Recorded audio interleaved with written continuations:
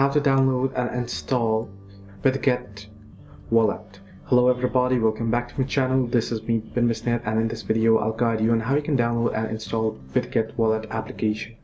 Well, the process itself is simple. The Bitget mobile application is available on your Play Store easily. You can simply head into your Play Store or App Store, and all you have to do is search in for Bitget and you should be able to get it.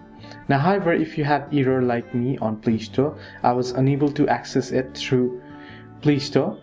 I was unable to install it. I was getting some error constantly. So if you get the error like me, the other option what you can do is you can simply head into your browser.